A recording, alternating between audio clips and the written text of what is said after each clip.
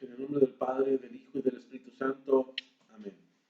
Santo y divino Espíritu, destruye en mí toda pereza espiritual, toda indiferencia, toda duda, todo miedo.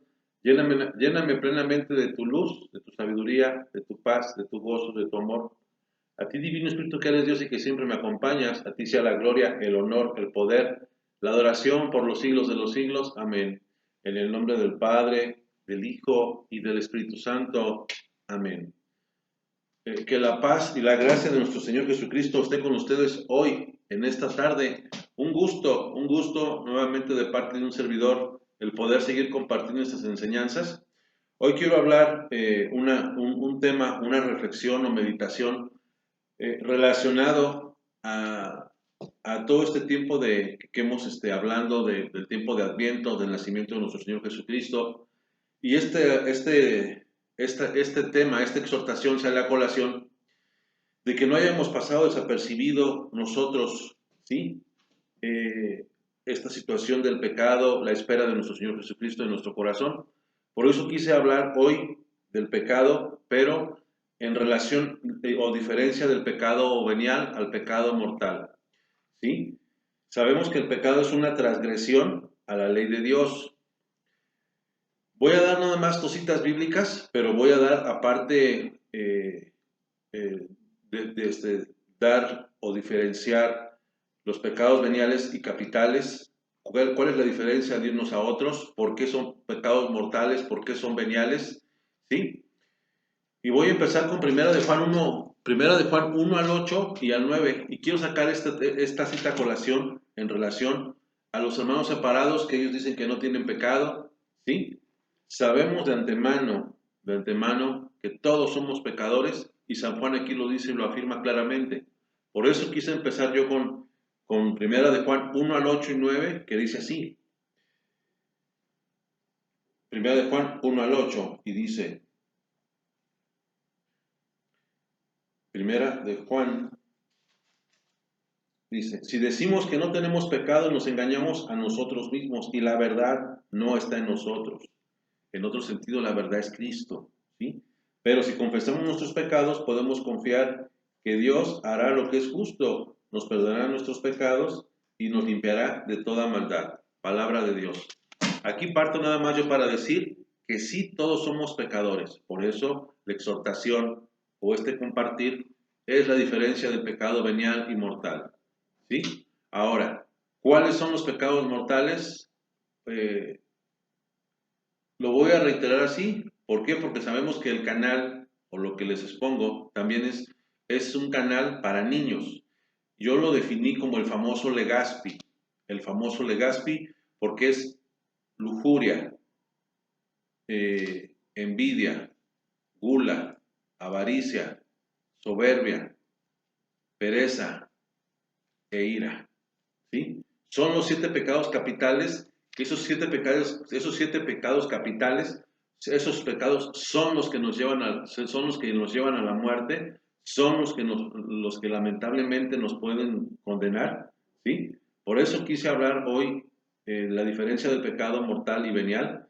El pecado y la diferencia del pecado venial es aquel pecado que, aunque no deja de ser pecado, pero que es un pecado que es perdonado, que no tiene el conocimiento o el consentimiento a su vez también por la falta. Es decir, por ejemplo, si tú vas y tienes una discusión y golpeas a una persona, ¿eso es pecado? Sí, eso es pecado, sí, pero no es un pecado mortal, ¿sí? Vuelvo a repetir, es un ejemplo de un pecado venial. El mentir es pecado, sí, pero hay la gravedad, vamos a decirlo así, de la mentira. Después de todo, en los 10 mandamientos que dice un mandamiento, no mentirás. Hay pecados de mentira.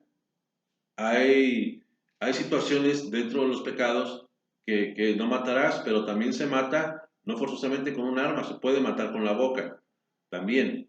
Entonces, tomando en ese sentido literal, vamos a llamarlo así, el mentir es como decir, ya hiciste tu tarea y no hacerla, es un pecado venial, es una mentira después de todo, sí, pero no es una ofensa, una transgresión que llega a enemistarnos con Dios, como el decir, fuiste a misa y no asististe, ahí sí es un pecado mortal. El no asistir el domingo a la celebración, ese es un pecado mortal. Lo quise poner nada más como ejemplo para saber diferenciar y no se los digo para que hacerlos partícipe o invitarlos o exhortarlos a que lo hagan, no. Todo es pecado, pero hay que diferenciar qué pecado nos lleva a la muerte y qué no. ¿Sí? Ahora, para que un pecado sea grave, hay tres condiciones en las cuales se considera el pecado grave, que es la materia grave. ¿Qué quiere decir en específico? La materia grave, no es más que, en resumen, faltar a los 10 mandamientos o a los dos, como nuestro Señor Jesucristo nos dijo. Ámense los unos a los otros. Ámense los unos a los otros como yo los he amado. Ahí es el segundo mandamiento, porque el primero dice, amarás a Dios con todas tus fuerzas, con toda tu alma y con todo tu corazón. Y el segundo, amarás a Dios, amarás a tu prójimo como a ti mismo. El amar a tu prójimo como a ti mismo de una manera integral, no le fallas en ningún sentido a tu hermano, ¿sí? Entonces, ahí se las dejo, ¿sí? Tres condiciones. Materia grave, para acoger el pecado mortal, que haya pleno conocimiento, pero también pleno consentimiento. Al tener conocimiento de saber que la lujuria, la envidia es pecado y lo acojo a mi persona, tengo el conocimiento y el consentimiento es que yo lo acepto, lo llevo a cabo. Esas son las tres condiciones que existen para que estemos en pecado mortal. Ahora, te voy a dar 5 pasos, ¿sí? 5 pasos favorables, ¿sí? Como una solución, como condiciones favorables para nosotros de manera espiritual, que es de libertad para que si tú lo quieres tomar, lo lleves a cabo y lo hagas, ¿sí? Primero es mantenernos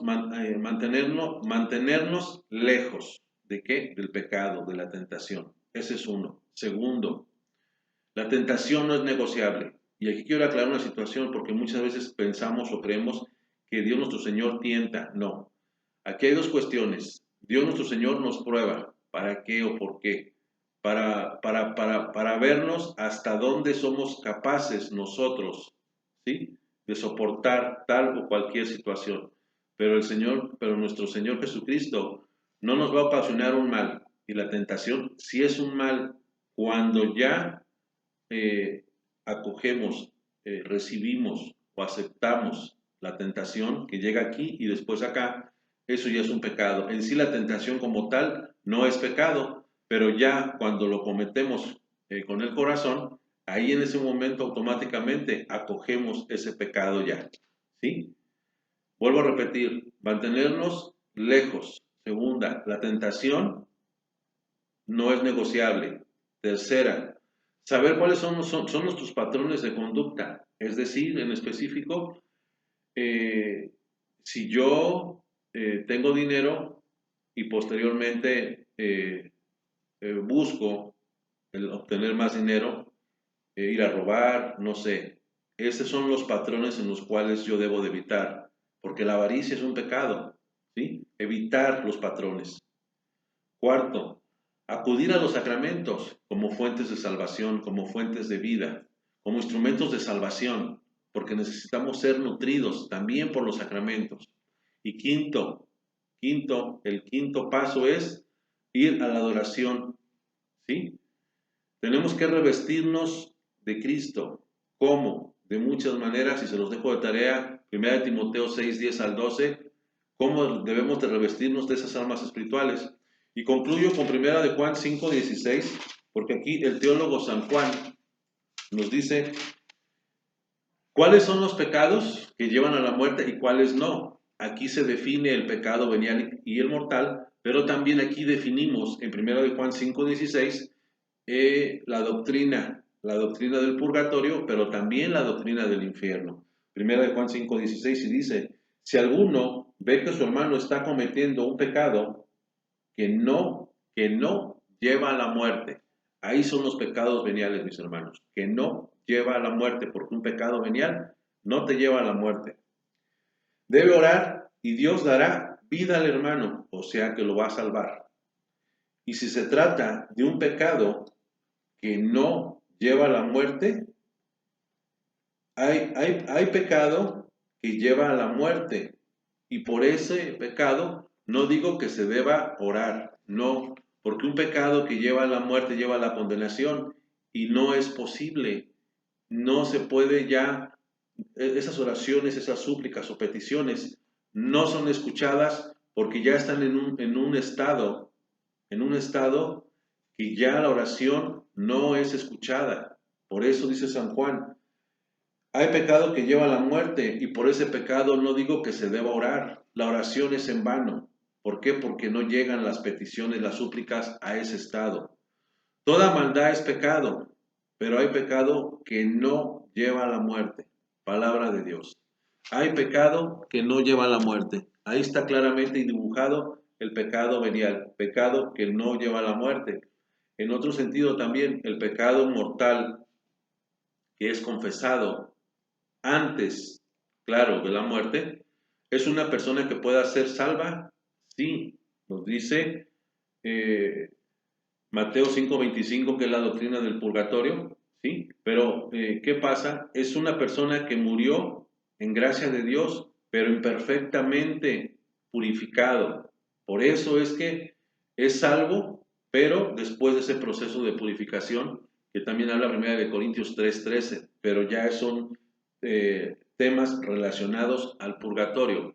Aquí nomás quise tocar la diferencia del pecado venial, el pecado mortal, las diferencias que existen y qué pecados son los que llevan a la muerte y cuáles no, ¿sí? Creí yo oportuno comentar esta situación del pecado. Ahorita, como vuelvo a repetir, que estamos en este proceso de lucha constantemente y que no haya pasado desapercibido el nacimiento de nuestro Señor Jesucristo desde el Adviento, que fueron 4 semanas de preparación, de preparar el Espíritu, de preparar ese pesebre, esa basura que muchas veces llevamos dentro, ¿sí? Este tema del pecado sale a colación y hay conexión con lo que se está hablando dentro de estas 4 semanas y aparte el nacimiento. Después de todo, es un proceso de conversión día a día favorable para nosotros mismos, ¿sí? Y que el Señor hoy nos bendiga en esta tarde, en el nombre del Padre, del Hijo y del Espíritu Santo. Amén.